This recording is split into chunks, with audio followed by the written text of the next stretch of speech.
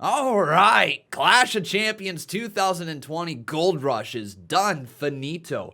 Honestly, not too shabby of a show. It was essentially saved by just the three main matches on the night, but we're going to talk about that here in just a second. So welcome here to the WFR. My name is Conman167 or Connor or whatever you want to call me. And the WFR is a wrestling fan reaction for, well, the pay-per-view that we just saw last night. I talk about what I thought about the show. I have a few little things from Twitter I'm going to share with you guys. It's all a good show. So just sit back, relax, and I'm going to try to make you laugh or cry or cringe or any other weird emotion that I get out of you.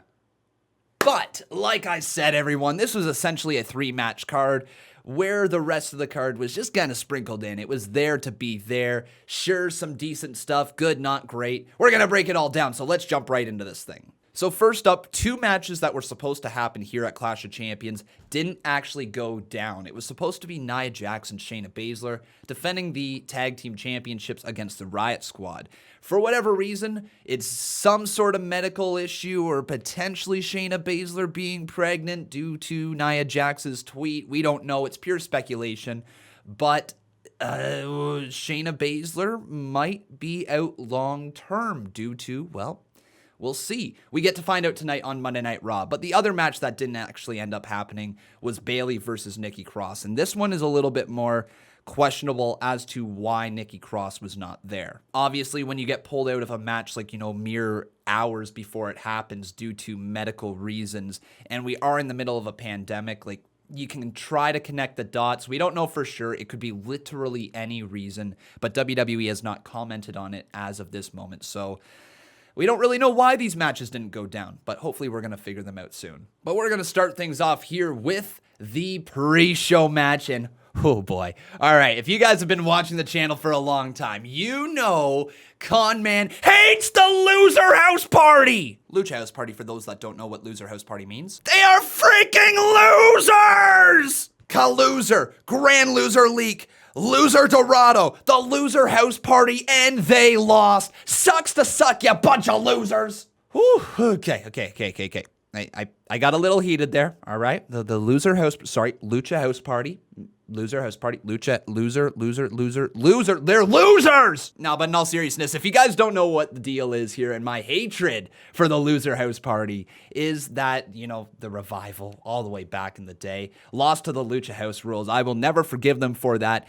But we also had a deal going on here in the channel. If the Lucha House Party ever won the tag team titles, yours truly would have to purchase a Lucha House Party t-shirt and one of the masks and wear it for an entire live stream. I didn't want to do that. I was rooting hard for Shinsuke Nakamura and Cesaro, and good on them. The big bad boys over there from SmackDown, the champions, retained their titles.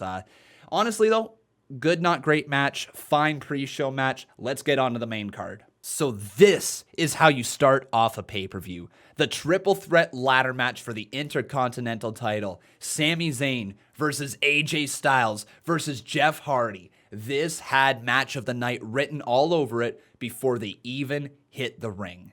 And Lord behold it, they freaking delivered. This might have been one of, if not the greatest triple threat ladder match in wrestling history. So I went over to Twitter and asked, what did you guys think? Is this the greatest triple threat ladder match in the history of wrestling? Well, 63.6% of you said yes, and 36.4% said no.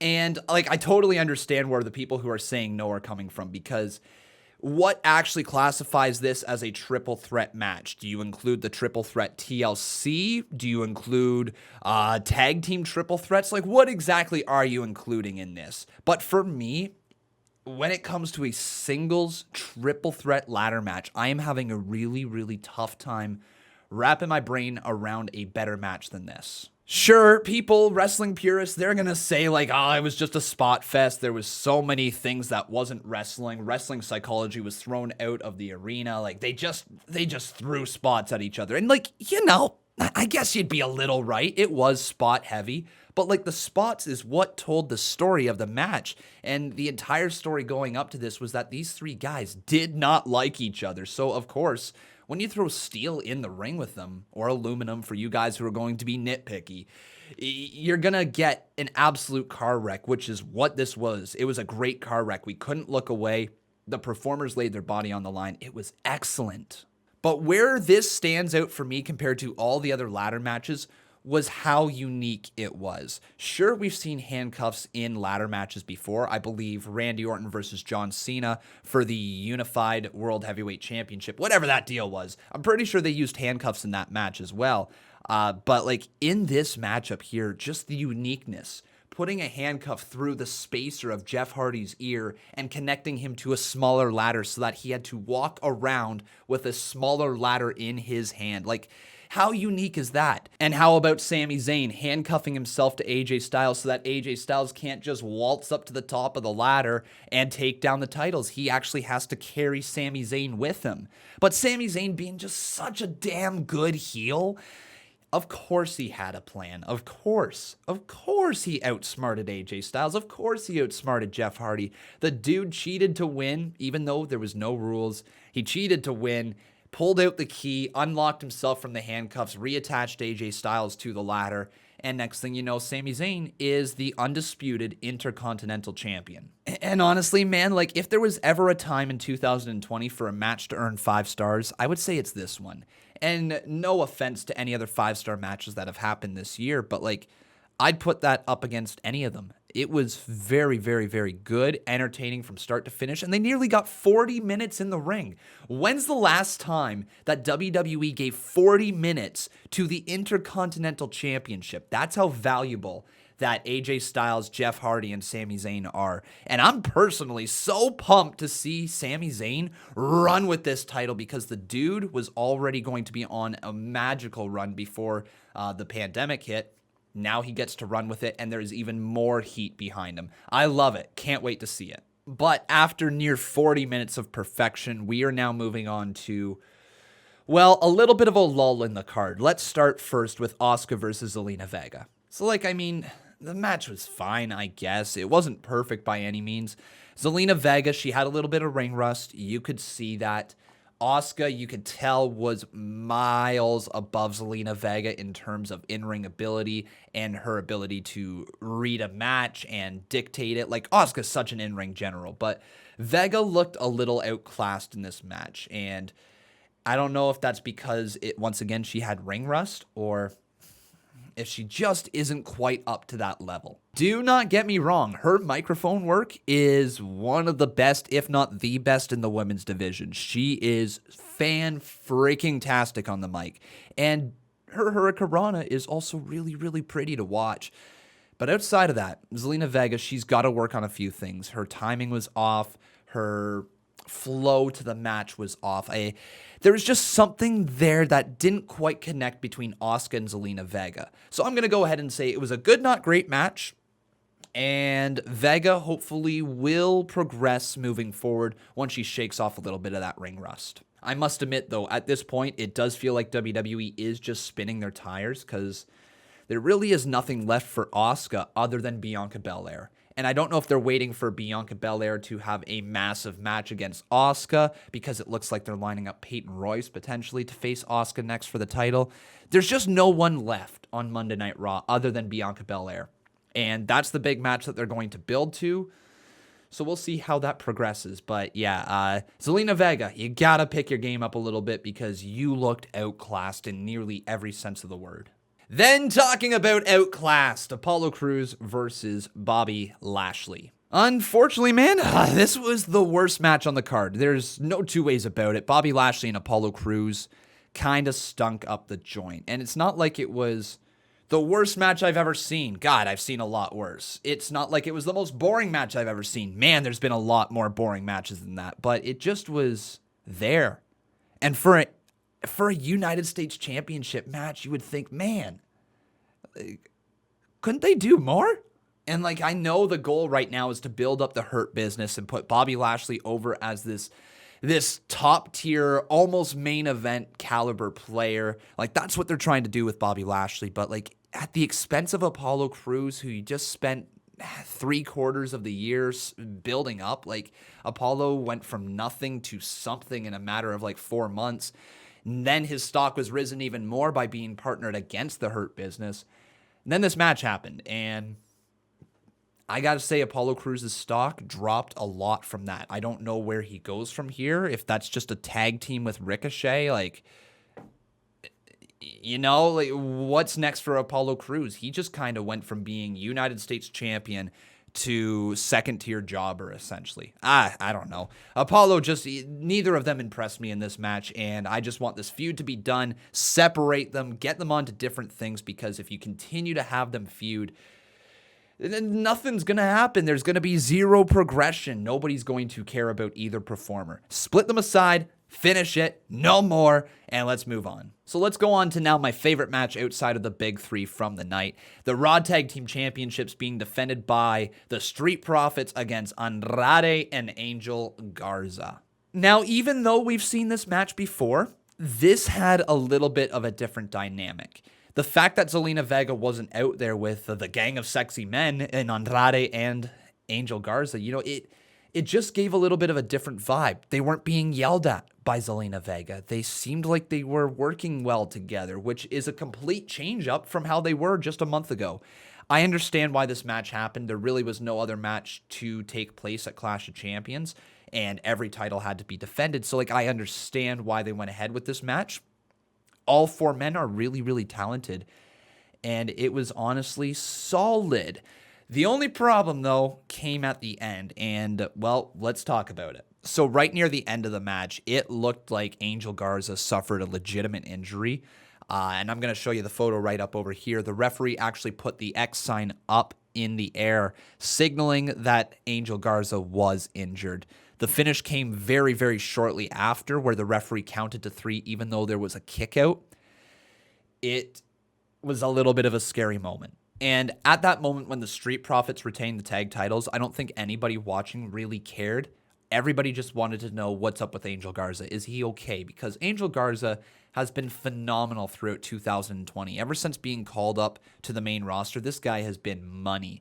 And it would be a damn shame if he legitimately got injured. But as of right now, at 3:14 p.m. Eastern Standard Time, the day after Clash of Champions, according to PW Insider, tests are ongoing right now, but it is believed that Angel Garza has injured his hip, but nothing seems to be serious, so he's avoided serious injury. Very, very good news on that. Hopefully some more news is going to come out regarding Angel Garza, but very scary moment. You never like to see a wrestler's leg just be hanging up in the air like it was, and then to see the referee throw up an X sign very shortly after. I was thinking something with his ACL or something along those lines, but good to see that it might only be his hip, and good to see it looks like he's avoided serious injury. So, now Bayley. She was supposed to defend her title against Nikki Cross, but as we said at the start of the show, Nikki Cross was deemed unfit to compete here tonight.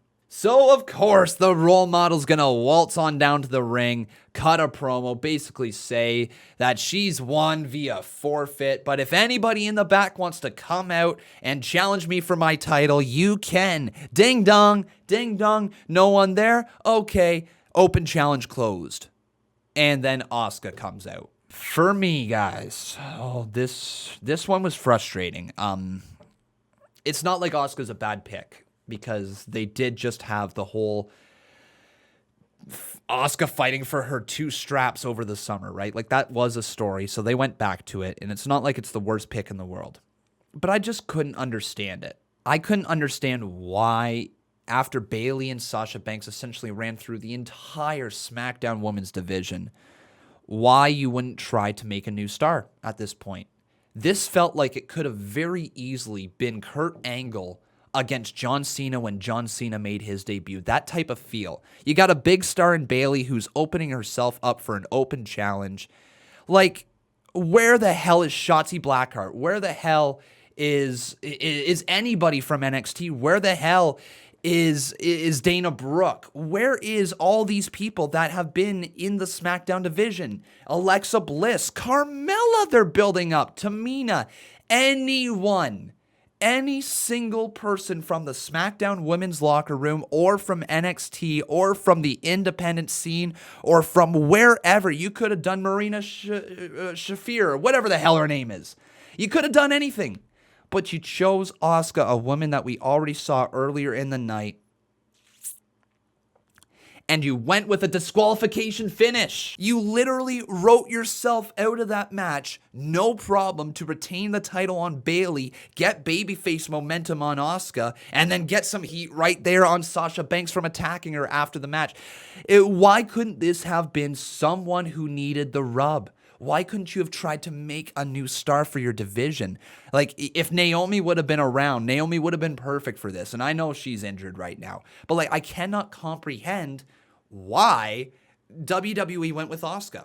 I can't. And, like, it was such a quick match. Disqualification ending. Asuka wasn't even anywhere to be seen when Sasha Banks beat down Bayley. There was no logic to this match. There was no logic to having Asuka being the person who got that rub. She didn't get a rub from it. Nobody cared more about Asuka after it. But I'll tell you what, people would have cared more about Dana Brooke. People would have cared more about Alexa Bliss, Lacey Evans, Tamina, Carmella, Shotzi Blackheart, whoever you want. Anybody it could have been. And they chose to go with Asuka. Anyways, Sasha Banks beating down Bayley after the match was cool. It was cool. Felt a little rushed. Felt like it was a little last minute planned. But it was cool. So yeah, the ending was, I guess, okay. But now, time for Drew McIntyre versus Randy Orton inside of an ambulance match. This was the definition of a sports entertainment match. And I loved it, man. It was great. It was a lot of fun.